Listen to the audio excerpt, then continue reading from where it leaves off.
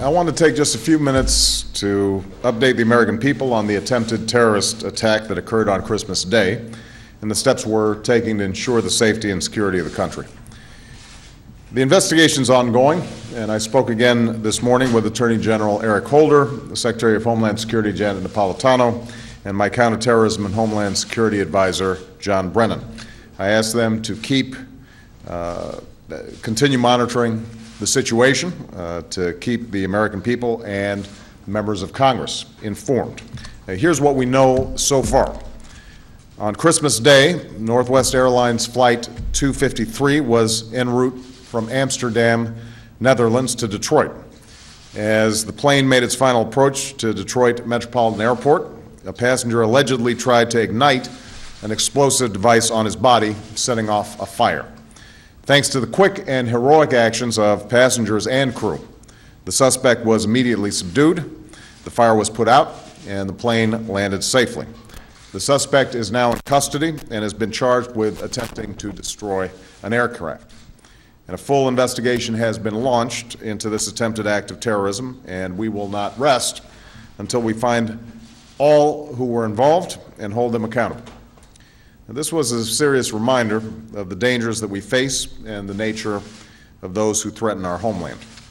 Had the suspect succeeded in bringing down that plane, it could have killed nearly 300 passengers and crew, innocent civilians preparing to celebrate the holidays with their families and friends. The American people should be assured that we are doing everything in our power to keep you and your family safe and secure during this busy holiday season. Since I was first notified of this incident, I've ordered the following actions to be taken to protect the American people and to secure air travel. First, I directed that we take immediate steps to ensure the safety of the traveling public. We made sure that all flights still in the air were secure and could land safely. We immediately enhanced screening and security procedures for all flights, domestic and international. We added federal air marshals to flights entering and leaving the United States, and we're working closely in this country, federal, state, and local law enforcement, with our international partners. Second, I've ordered two important reviews because it's absolutely critical that we learn from this incident and take the necessary measures to prevent future acts of terrorism. The first review involves our watch list system, which our government has had in place for many years to identify known and suspected terrorists so that we can prevent their entry into the United States. Apparently, the suspect in the Christmas incident was in this system, but not on a watch list such as the so-called no-fly list.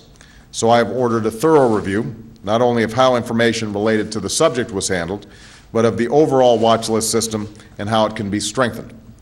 The second review will examine all screening policies, technologies, and procedures related to air travel. We need to determine just how the suspect was able to bring dangerous explosives aboard an aircraft and what additional steps we can take to thwart future attacks. Third, I've directed my national security team to keep up the pressure on those who would attack our country.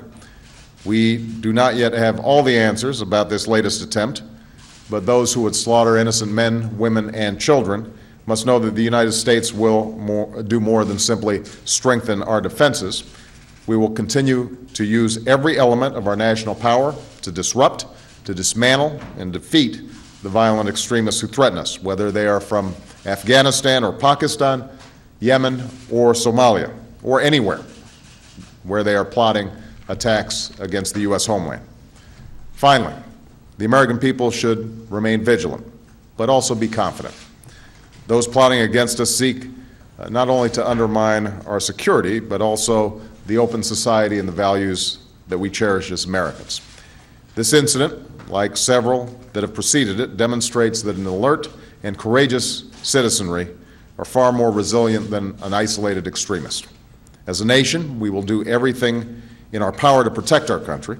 As Americans, we will never give in to fear or division. We will be guided by our hopes, our unity, and our deeply held values. That's who we are as Americans.